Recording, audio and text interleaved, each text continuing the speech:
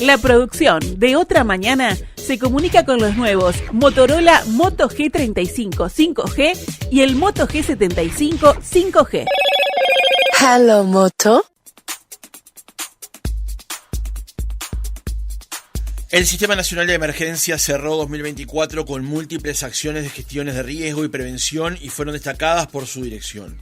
Durante el año se registraron 40 episodios de inundaciones, las más importantes en marzo, abril y mayo, que desplazaron a más de 10.000 personas y afectaron viviendas. Allí funcionó el sistema de alerta temprana, que bajó el riesgo a la vez que se entregó ayuda y se asistió a las familias evacuadas. En el ámbito de incendios forestales y de campo, se realizaron 1.002 intervenciones en áreas que abarcaron 2.705 hectáreas. Se actualizaron protocolos, se realizaron simulacros y se utilizaron herramientas tecnológicas para la gestión de los riesgos. Todos los incendios fueron controlados en menos de 24 horas. El organismo gestionó brotes de encefalomielitis equina, dengue e influenza aviar mediante fumigaciones, distribución de repelentes y coordinación con las autoridades. También se atendieron emergencias por derrames de materiales peligrosos, fortaleciendo, dicen, la seguridad y la información hacia la población. Durante el año se desarrollaron plataformas digitales para la gestión en tiempo real de emergencias y se realizó el primer estudio sobre percepción de riesgo en Uruguay. Más de 1.500 personas fueron capacitadas en gestión de riesgos y se firmaron acuerdos con actores nacionales y también internacionales. El sistema impulsó campañas de prevención, guías para la inclusión de la infancia y la adolescencia y medidas de accesibilidad digital. Entonces, ¿qué saldo dejó 2024 para el SINAE? ¿Qué sistema de emergencias tenemos? Y sobre todo, ¿cuáles son las perspectivas para 2025? Lo conversamos en nuestra entrevista central con Santiago Canamés, director nacional del SINAE. Francisco Morales, Otra Mañana. Santiago, ¿cómo estás? Buenos días, gracias por acompañarnos. Buenos días, un gustazo como siempre andar por acá y gracias por la cercanía de siempre. Por favor, el gusto es nuestro. Santiago, en primer lugar, recordemos a la audiencia que al comienzo de esta administración el SINAE estaba dirigido por el señor Rico, después hubo un cambio en la gestión, llegaste tú hasta allí. ¿Cuál es el SINAE que encontraste y cómo lo ves hoy? A ver, creo que al principio encontrás un SINAE con muchas capacidades técnicas y un acumulado súper importante, eso es lo primero, con funcionarios muy comprometidos. Acá en el SINAE no tenemos horas, no somos, yo soy lógicamente cargo político, pero los funcionarios no son la de 6 horas u 8 horas. Creo que hay un compromiso particular, porque es un lugar bastante particular también para trabajar. Yo te comentaba, y que la audiencia también está bueno que lo sepa, yo te escribí hace un rato, le digo, che, ¿te complica si voy mañana? Porque justamente estaba hablando con el coordinador departamental de emergencia, Daniel Silveira, del departamento de Rocha, por todo lo que estaba pasando en Balizas. Él en este momento está en Balizas, que dejó un saldo de 8 viviendas, con afectación total, lógicamente, por suerte se pudo controlar. Pero nada, nuestra vida es un poco así, claro, ¿no? Es como que estamos 24/7, lógicamente sin reloj. Lo hablo hasta con mi pareja varias veces, ¿no? Imagínate, empieza a sonar el celular a cualquier hora. Y eso uno lo hace con mucho afecto, de verdad, y lo haces con mucha responsabilidad, porque también en decisiones que vos vas tomando o que vamos tomando en conjunto con la dirección y los demás organismos que componen el sistema, se definen varias veces la vida de las personas. Entonces, creo que fue, al menos desde que yo llegué,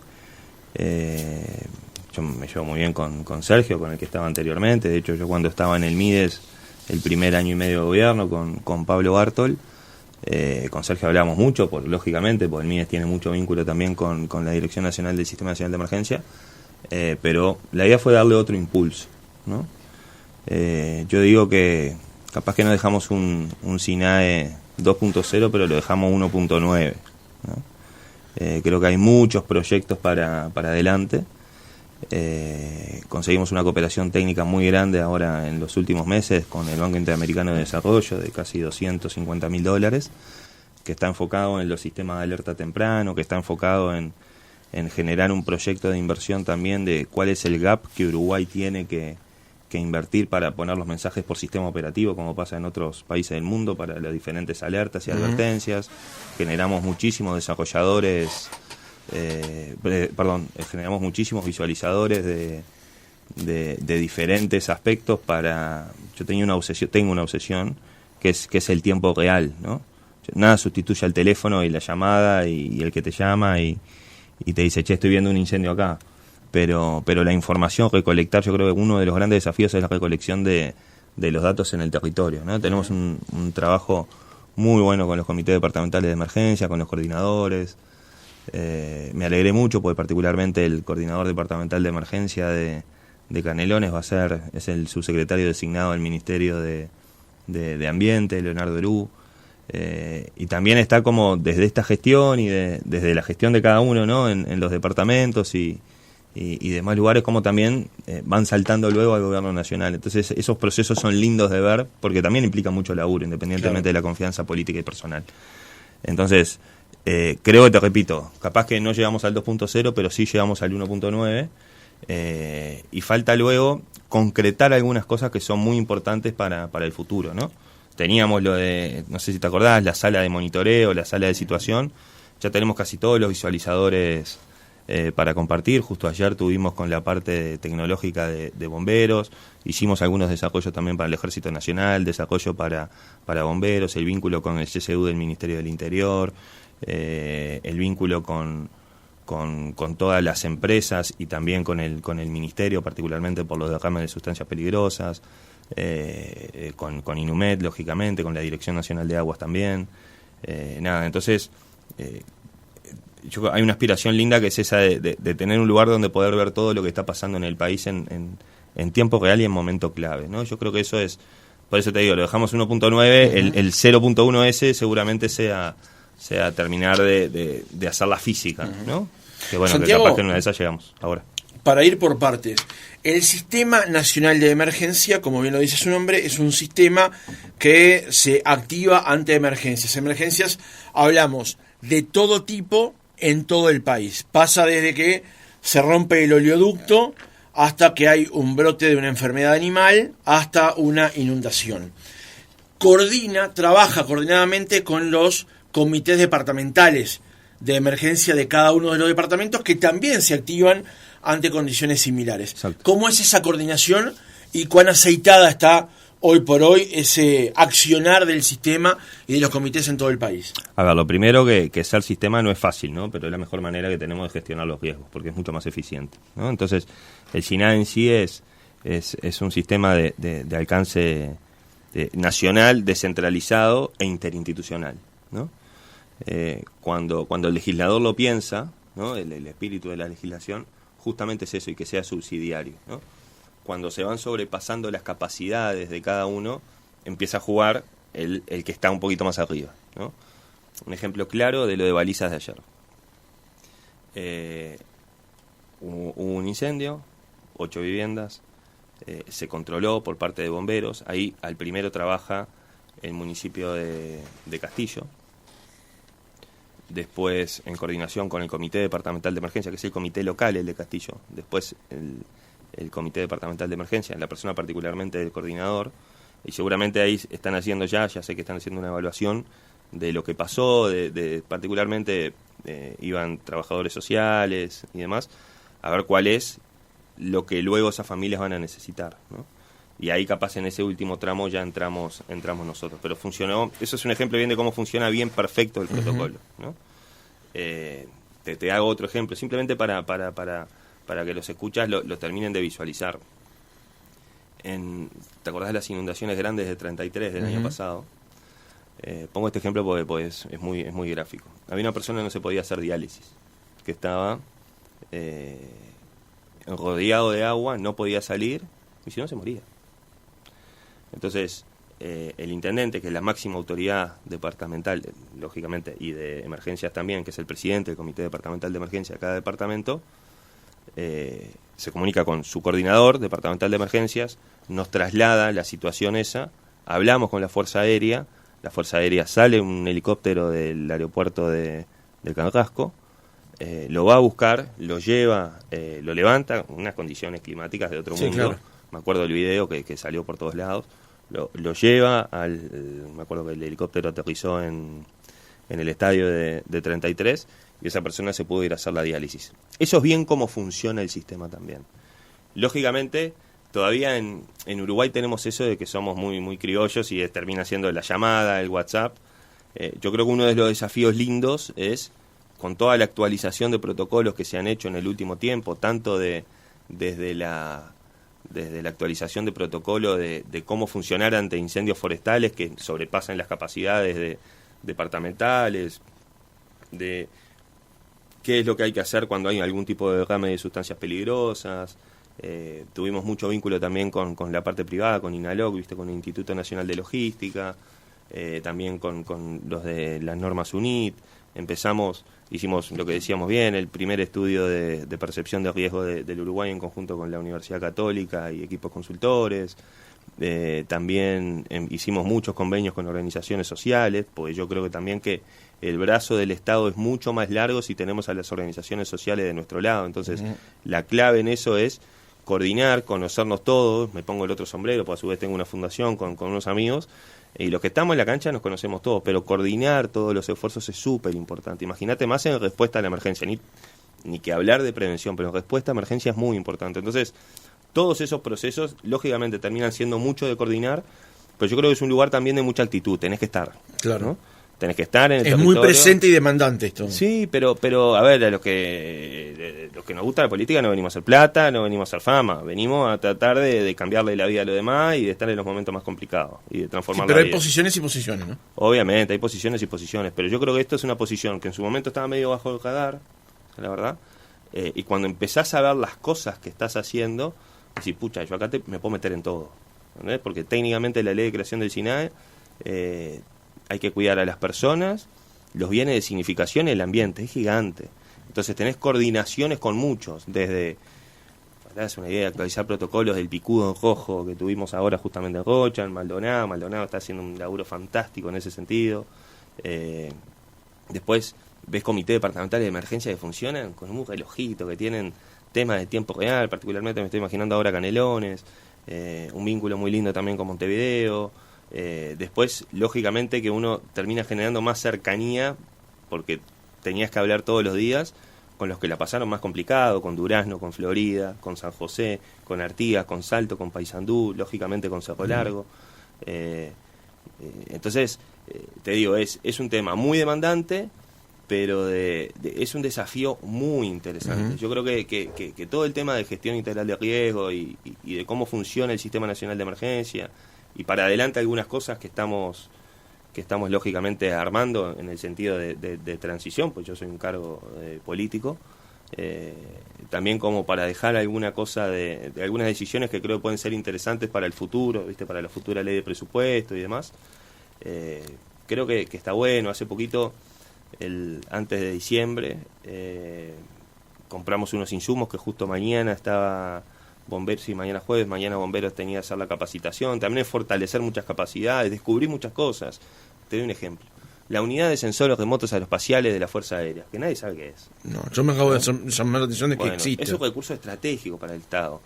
Mirá que yo hablaba con ellos, te terminás haciendo amigo, hablaba con ellos todos los días, porque no sabés lo que eran las inundaciones. Le decía, necesito que me ayudes a sacar la cota de lo que está pasando ahora en el Olimar. Y los muchachos se iban.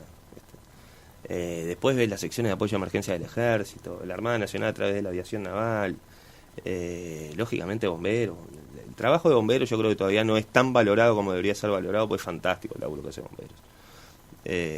Pero también esa gente tiene dedicación, entrega, arrojo. Entonces yo creo que hay muchos reconocimientos que uno va viendo en este tiempo, pero particularmente muchos desafíos para adelante. Vos imaginate que, vos bien lo decías, ¿no? En inundaciones tuvimos en el 2024 40, tormentas tuvimos complicadas 18, lluvias complicadas 17, vientos fuertes 18, granizos complicados 2, y en total fueron 95 eventos adversos, casi uno cada 3 y pocos días, íbamos más o menos a 3.5. Entonces, vos pensás que solamente las inundaciones de personas afectadas, vos decías más de 10.000. Bueno, pero fue un 30% más. 13.800, es mucho. En total de todos esos eventos, casi 15.000 personas. Entonces, lógicamente yo creo que el sistema está bien pensado, está bien que sea descentralizado, está bien que sea de mucha coordinación. Lógicamente, desde el Poder Ejecutivo entramos cuando se sobrepasen las capacidades de todos, pero también acompañar los procesos creo que es muy importante. Entonces, por eso también te decía que era un lugar de mucha presencia, de mucho estar y de particularmente poner la carita, ¿no? Para los oyentes, pues lo dijo Santiago allí el pasar, se refería a su fundación es Piso Digno. Hemos conversado aquí en más de una oportunidad sobre un trabajo bien sensible, bien particular que desarrollan, que es tratar de acercarles a las personas que viven en situaciones realmente desfavorables, con pisos que son solamente de tierra, a acercarles un piso, justamente como dice su nombre, su piso digno, un piso de madera, en los que se puedan generar mejores condiciones para la habitabilidad. Santiago, días pasados publicaste un largo hilo en tu cuenta de Twitter con respecto a acciones que se desarrollaron en 2024. De hecho, ese fue el motivo por el cual me contacté contigo para coordinar el reportaje. En el primero señalás: enfrentamos emergencias, pero también creamos soluciones con muchas horas de trabajo, alma y corazón. Creamos soluciones. Y recién decías que están los desafíos que quedan y que permiten aprender, y hablabas de la percepción de riesgo, y me quiero detener en un momento sobre eso. Desde hace un buen tiempo el Sistema Nacional de Emergencias tiene la capacidad de, en coordinación con Inumet, saber cuándo va a haber lluvias, cuándo esas lluvias potencialmente pueden desbordar ríos y arroyos. Así se disparan alertas tempranas, y eso permite que el Sistema Nacional de Emergencia, en coordinación con los comités departamentales, puedan evacuar a las personas antes de que llegue el agua y antes de que empiece a haber pérdidas. Esta situación o esta posibilidad ya caló en la gente que se ve beneficiada en este sentido, sabiendo que le van a avisar: mire, usted tiene que evacuar este lugar porque aquí va a llover y su casa va a quedar bajo agua. Es una buena pregunta que tiene varias respuestas. Tanto por el laburo de la Fundación como la sensibilidad particular de cada uno. Me gusta estar bastante en los... Se prendió la luz. Me gusta estar bastante en los lugares más complicados. Y hay mucho arraigo de las personas también en los lugares. No es fácil decirle a una persona, seas una institución o seas un vecino: che, mirá que tu casa se va a complicar mañana, ¿no? Yo me acuerdo cuando dimos la alerta roja, fue un momento de bastante tensión, imagínate. Fue la primera alerta roja de este gobierno. La mano venía complicada desde el punto de vista hidrológico, la mano venía complicada también desde el punto de vista meteorológico. Los suelos estaban anegados al mango, y vos sabías que las lluvias iban a complicar mucho. Particularmente me estoy acordando de Florida, de una persona puntual, y después ahora te hago otro cuento de Santa Lucía. Entonces, lógicamente, ahí yo creo que hay que hacer un laburo importante desde chiquitos con las familias, porque cuando una autoridad te dice: che, ¿se puede complicar en serio? Se puede complicar en serio. No es que lo tiramos al goleo. También sobre esas cosas está eso de ver a veces si le pegan o no le pegan, ¿viste? En relación a los pronósticos, ¿no? Vos decías: che, yo sé que va a llover mañana. Bueno, sí, vos podés tener una certeza grande, pero los pronósticos tienen también inestabilidad, ¿no? Porque son pronósticos, ¿no? Entonces tiene cierta incertidumbre. Yo creo que hay que hacer un laburo muy grande puntualmente, cruzar muchos datos de zonas inundables, del laburo que se está haciendo o que se va a hacer, o que se está haciendo y que se va a continuar desde el Plan Juntos, desde el programa de mejoramiento de barrios, desde el Plan Avanzar, del Ministerio de Vivienda, cruzar datos con la Dirección Nacional de Aguas, también con los históricos que se hacen a nivel país, de cuáles son las zonas donde hay mayor precipitaciones y demás, para hacer un proceso interesante de tratar de mejorarle las condiciones de habitabilidad a esas personas, ¿no? Porque nosotros podemos hablar de muchas cosas, pero sin una vivienda es muy jodido. ¿no? Entonces, por lo general, aparte, tuvo una particularidad el año pasado, pero por lo general las familias y los hogares que más se inundan son siempre los más pobres, ¿no? Porque son los que están en peores condiciones, ¿no? Entonces, capaz que en Arocena y Yoder no vas a tener muchas complicaciones, ¿sabes? Pero capaz que en Aparicio, Saravia y Trapani sí. Pero es lo que pasa, es la realidad. Estoy dando datos de la realidad. Entonces creo que ahí hay que hacer un laburo muy importante de cruzamiento de datos y de inversión del Estado en relación a las zonas inundables.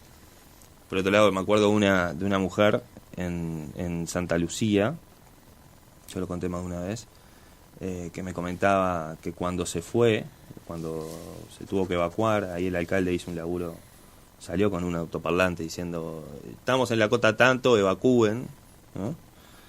Que a veces eso son las rabias que te agarra del Estado, decir, loco, no puede ser que nosotros tengamos que hacer eso, sino lo del mensaje, lo del sistema operativo, la inversión, ¿viste? De que le puedas avisar a la gente en un polígono. Nosotros solamente lo tenemos con Antel, pero en realidad avisárselo a los Movistar y a los de Claro, a todos, porque pues si no tenés un criterio de exclusión grande. Claro. Y si le avisás a uno, sino a otro, es muy injusto, y más siendo el Estado. Pero una señora me decía que lo único que se llevó, que la inundación, una charla muy linda, que estaba justo con una organización que son los de ADRA, que es una organización adventista que tiene un lavadero gigante de ropa y la ropa queda divina, entonces estaban ayudando a lavar y a secar toda la ropa de la gente de Santa Lucía, y la mujer, me acuerdo, me dice, a mí se me llegó la última foto que tenía de mi esposo. Entonces, por eso te digo que es mucho más importante también lo psicológico, como también luego esa señora, que era muy viejita, cómo procesa todo eso también. Porque a vos se te puede ir la casa, se te puede ir todo, pero que se te vaya la última foto que tenés de tu esposo no es changa. Entonces, por eso te digo que los procesos son muy importantes, y a su vez creo algo que es más importante aún, que es en el laburo social, para tratar de meterte en la conversación pública y en la opinión pública de todas esas personas, ¿no? Uh-huh. Pero te repito, los que más la sufren por lo general son las personas más pobres o que la están pasando peor. A su vez, te debo reconocer también que las inundaciones del año pasado, también había mucha gente, me acuerdo particularmente en Florida, dice, nunca el agua me había llegado hasta acá, ¿no? ¿Y eso qué quiere decir? No como que el cambio climático sea, no sé, un chivo expiatorio de la mala gestión, ¿no? Pero no es la discusión banal de cambio climático, no. Lo que sí me queda claro es que todos estos eventos adversos van a venir más seguido, y nosotros tenemos que estar más preparados. Y la forma de prepararnos más, lógicamente, es lo que te decía, entrecruzando muchos datos que tiene el Estado. A veces el Estado eso tiene de la compartimentación de los datos. A mí me ha costado mucho, a todos creo que los que estamos en el Estado, capaz que muchos no lo dicen, pero todos sabemos que es difícil, porque te dicen, no, los datos, y viste, es como que hay barreras gigantes, y la información es de las audiencias. Entonces, a ustedes mismos periodistas les debe pasar que a veces pedís un dato y es el mes y no te lo pasan todavía, y pasa hace 100 años. Bueno, todas esas cosas hay que cambiarlas, porque con buenos datos vamos a tomar mejores decisiones de política. Entonces la política y las políticas tienen que estar basadas en esa evidencia. Por eso creo que el balance anual de emergencias, de los eventos más significativos, era importante, porque también denota todo lo que pasó en el país en un momento puntual, ¿no? Y después ver cada organismo, que también eso es el concepto del Sistema Nacional de Emergencias, es cada organismo de su rubro particular, ¿no? De su especificidad, cómo hacer procesos de mejora también, ¿no? Uh-huh. Recuerdo, si no recuerdo mal, ya estoy jugando de memoria, algo que no hago habitualmente, el aviso rojo fue el 20 de marzo del año pasado, ¿no? Sí, qué día. Vuelvo al origen de la pregunta anterior. Hoy por hoy, ¿crees que la gente, y de hecho voy a aprovechar para ponerme en la encuesta sobre percepción del riesgo, ¿crees que la gente finalmente ha tomado cabal conciencia de lo que implica un aviso meteorológico nivel rojo, que no implica únicamente el no mandar a los chiquilines a la escuela, que es mucho más complejo que eso? ¿La gente ha hecho carne en eso ya? Yo creo que una parte sí, particularmente porque rojo asusta, en todo sentido, hasta en un semáforo. Entonces, por el color te diría. Creo que todavía falta un proceso de internalización de todas las cosas que pasan o que pueden llegar a pasar cuando hay un evento así. cuando hay una alerta roja. Capaz que te acordás, pero hace cuestión de un mes, con Inumet definimos hacer una advertencia roja en el norte del país. Uh-huh. No fue alerta, porque la alerta es, advertencia es algo de su especificidad en el tema meteorológico, la alerta la hace el Poder Ejecutivo, ¿no? En todo caso, el secretario de Presidencia, el presidente, bajo la recomendación, en este caso puntualmente mía, de la dirección del SINAE. Yo creo que todavía no hay cabal conciencia. No hay cabal conciencia. Yo creo que todo esto que está pasando también en California, lo que pasó en Brasil hace unos días también, y el año pasado ni que hablar, lo que pasó en Argentina con algunos incendios, lo que está pasando en Chile. Nosotros vemos que la región en ese sentido está cada vez más convulsionada desde el punto de vista de eventos extremos. Entonces a veces viste que nosotros nos reflejamos en lo que pasa en los demás, lo que pasó en Valencia, ni hablar. Sí, eso fue brutal, lo que pasó con lo que relatabas recién, lo que pasó en Brasil, en Río Grande. Increíble. Arruinó un estado prácticamente. Increíble. Entonces yo creo que de eso hay mucho para aprender. Desde la dirección de justo del SINAE ayer, Valentina, que es una de las funcionarias, se comunicó con 2 uruguayos que habían estado en los incendios allá en California para ver cómo lo habían vivido ellos también y qué recomendaciones nos podrían dar, de cómo hacer procesos de mejora también, porque lo están viendo acá en el propio, algo muy complicado, ¿no? Entonces, creo que todavía queda mucho por aprender. En estas cosas queda mucho por hacer siempre. Uh-huh. Yo creo que hay una clave ahí que, más allá de que le pudimos entrar desde un punto de vista de llegar a más del 90% de las escuelas rurales con talleres de gestión integral de riesgo, cuando vos te vas a un lugarcito bien alejado, la escuela rural es la comunidad, es la maestra, pero es la familia, son los auxiliares de servicio.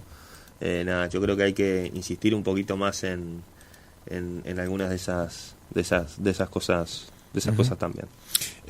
¿Cómo le respondés a un mensaje que llega a la audiencia en este sentido? Que también es un punto de vista a considerar. Dale. El oyente del 394 dice: Francisco, hay gente que construye en zonas no habitables.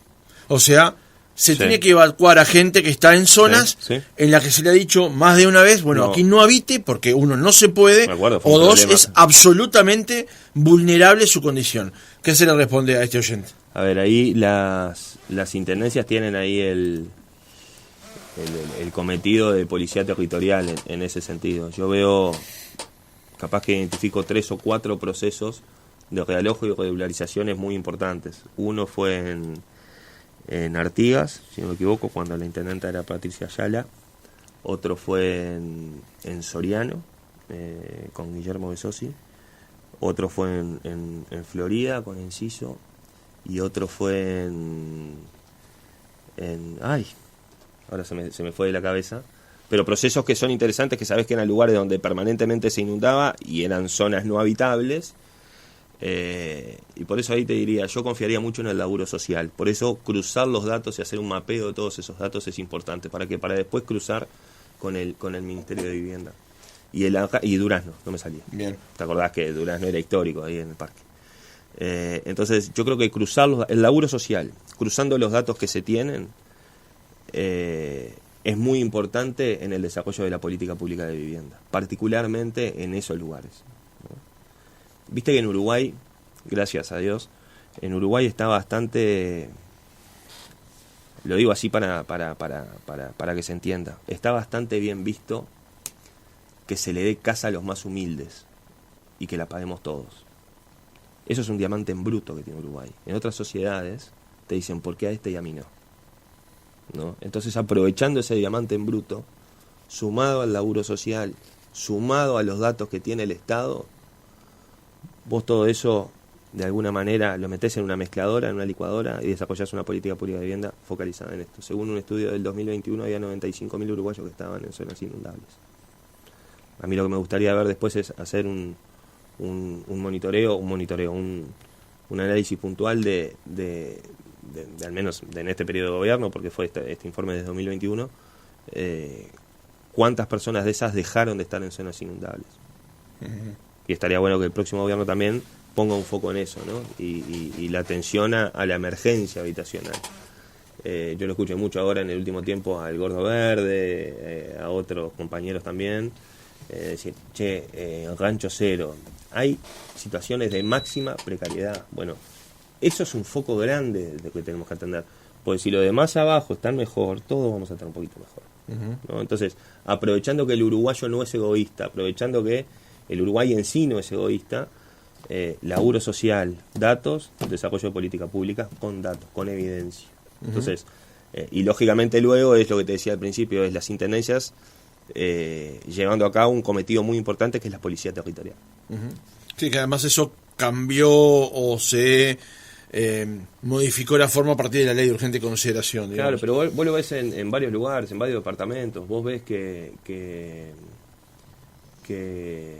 hay un reloj, una relocalización o un plan de relocalización, y después el predio donde estaban se termina transformando en un parque, o sea, lo ves en varios departamentos de todo el país. Entonces, a eso también hay que apuntar. Otro punto de lo que señalabas en tu cuenta de X, Santiago, dijiste, a lo largo de todo el 2024 la comunicación fue clave y estuvo al servicio de la ciudadanía. Mantuvimos a la gente al tanto para que todos supieran lo que estaba pasando y qué medidas tomar. Y allí con eso dar certeza, señalabas. ¿Cuán importante es que el Sistema Nacional de Emergencias, que procesa una determinada cantidad de información a nivel de todo el territorio, sea eficaz a la hora de comunicarle a la gente la información que recibió y procesó? Es clave porque hay que ser fuente oficial. Entonces, ser fuente oficial en estos temas es muy importante.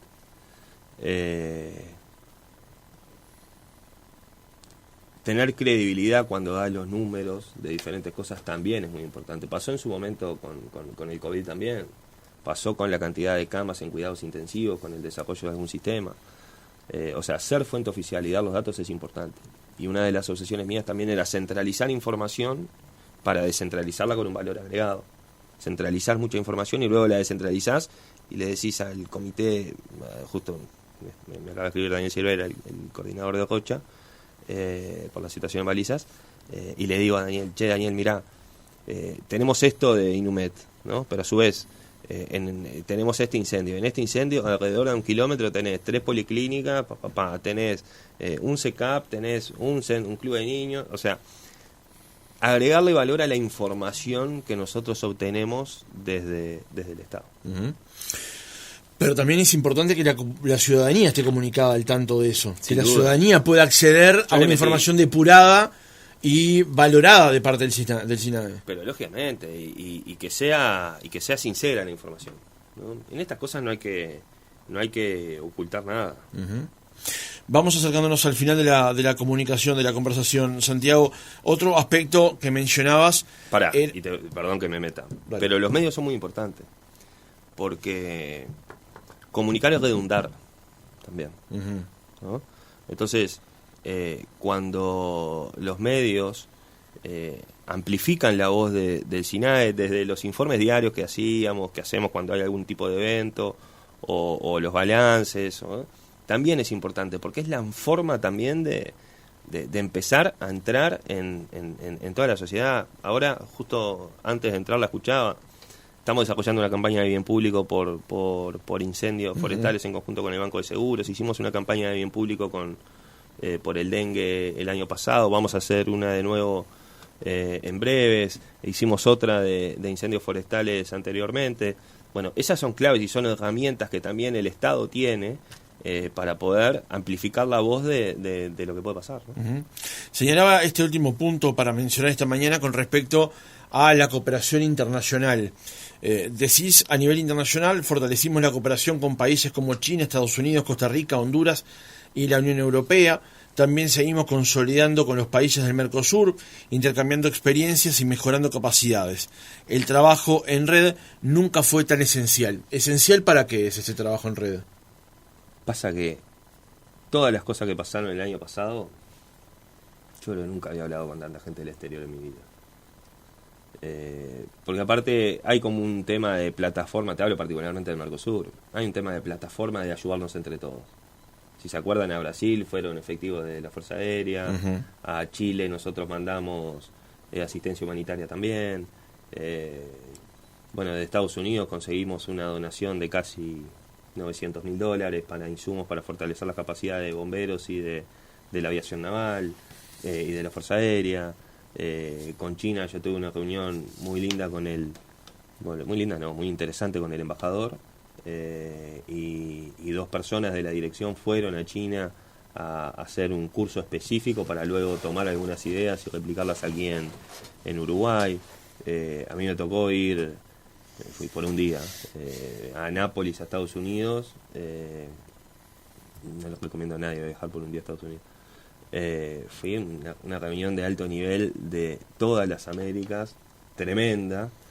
Mirá que el laburo fue súper importante. Lógicamente, aparte de la cooperación técnica que pudimos conseguir con el Banco Interamericano de Desarrollo, con algunos trabajos más que hacemos más específicos, capaz con la parte binacional en el litoral norte, con CAF y con la Comisión Binacional. Después el vínculo con las comisiones técnicas, que fue muy importante, la Comisión Administradora del Río Uruguay, la Comisión de Laguna Merín, que tiene, lógicamente, integrantes de los 2 países. Mirá que fue muy importante. Mirá que nosotros también recabamos datos de Argentina, recabamos datos de Brasil, recabamos datos de Chile. Yo creo que el laburo en red en ese sentido es muy importante, no para justificar viajes, porque yo estoy muy en contra de los que se arman los viajes y se terminan yendo y están 15 días en Europa, en un lugar que nadie sabe por qué están, ¿ah? Ahora, si es para desarrollar instrumentos importantes para el país, con eso cuenten. A través del Fondo México, con la Agencia Uruguaya de Cooperación Internacional, conseguimos $180.000 también para fortalecer la capacidad de la sección de apoyo a emergencia del Ejército y de Bomberos. Entonces, los viajes tienen que tener un resultado en insumos o dinero que se le puede dar al país para lo que sea, o para desarrollar capacidades particularmente técnicas que sirvan, ¿no? Para ir y estarte de viaje 15 días. Para eso pedite licencia y vas a donde quieras. Santiago, 2 últimas preguntas. La primera, en este periodo de gobierno, a ti y al señor Rico les tocó enfrentar una emergencia sanitaria como fue la COVID-19, después emergencias sanitarias animales, como fue lo que decíamos recién de la encefalitis equina, también lo que ha pasado con el dengue, lo que ha pasado, por ejemplo, con la influenza aviar, emergencias climáticas, vientos fuertes, inundaciones, forestales con incendio, esa evaluación que tú hacías más temprano, también emergencias desde el punto de vista de roturas de, por ejemplo, el ducto que conecta San José Ignacio con la refinería de La Teja. La pregunta es, ¿en este tiempo Uruguay se ha preparado mejor para grandes emergencias? ¿Está hoy más robustecida la capacidad del país de hacer frente a emergencias como esta u otras que puedan venir o combinadas entre sí? Sí, yo creo que por dos cosas puntuales. Una, porque hemos vivido mucho, entonces eso hace que se genere también más confianza. Yo sé de los que dice las personas pasan y los protocolos quedan, ¿no? Entonces todo este tipo de emergencias o de eventos complicados que tuvimos hacen que se actualicen protocolos y que se vea muchas veces que lo que se escribe en el papel no es lo que pasa en la realidad. Entonces lo que importa acá también es lo que pasa en la realidad, porque es como actuamos.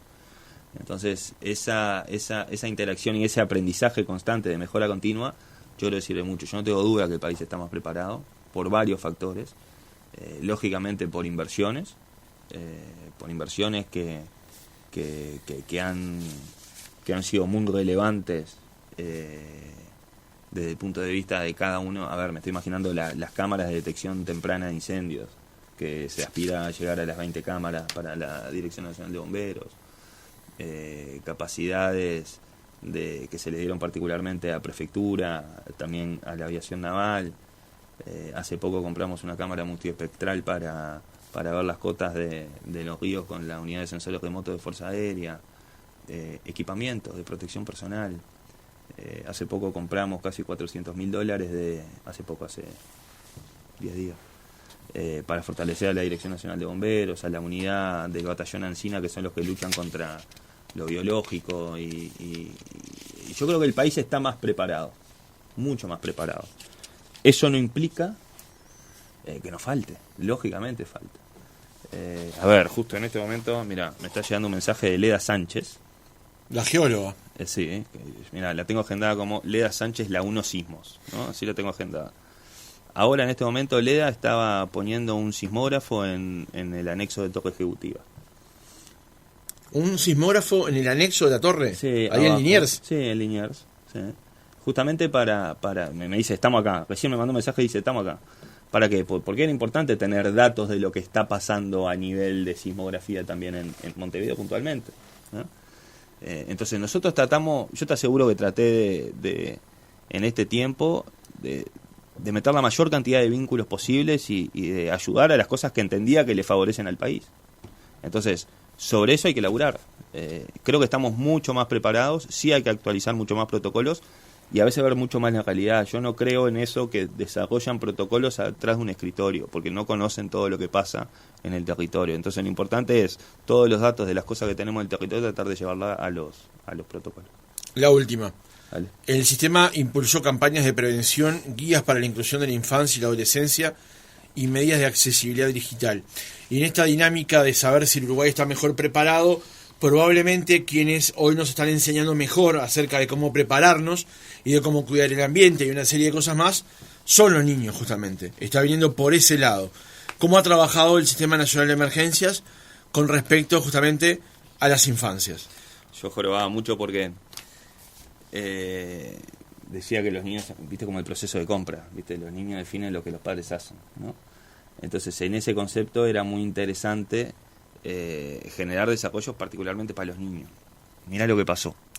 En una escuela que ahora no me acuerdo el número, que está ahí cerquita del Palacio Legislativo, un día nos llaman, año pasado, creo que fue sobre agosto, sobre agosto, julio-agosto, que los gurises de la escuela habían juntado y hecho unas cajas para donarle a los gurises de 33 que estaban pasando las inundaciones, ¿no? Cuando me dijeron eso te parte el alma, ¿no? Porque decís, mirá estos pibes, ¿no? Y ahí no habíamos ido a hacer ningún tipo de charla, nada, lo vieron y con la sensibilidad, viste, que tiene el uruguayo, decir, bueno. Entonces, lo que pasó en esa escuela, si algún día lo podemos llegar a replicar en todos lados, es un gol. Yo creo que es clave meter estos temas en la discusión de los programas educativos. Sé que las universidades están haciendo un esfuerzo grande. Sé que Rodrigo Arim, el ex rector de la Universidad de la República, fue a una reunión de hace unos meses que las universidades que estaban hablando de gestión de riesgo. Sé que la Universidad Católica también está pensando en esto. Creo que es un tema para meterlo particularmente en los más chiquitos ahora. Yo daría la batalla. Nosotros tenemos una guía familiar. Justo ahora, la semana pasada, nos llegaron 15.000 ejemplares al centro logístico allá del SINAE, con un apoyo del BID que nos financiaron. Y ahora estaba hablando justamente con DINISU, la Dirección Nacional de Integración Social Urbana, para también que nos impriman algunas para poder repartirlas en los procesos de realojo, pues es una guía familiar muy básica. Después te la mando. DINISU es la que lleva adelante el plan avanzar. Creo que ahí hay una clave importante, de verdad. Santiago Caramés, director nacional del SINAE, gracias por haber estado otra mañana con nosotros. Un gustazo, a la orden.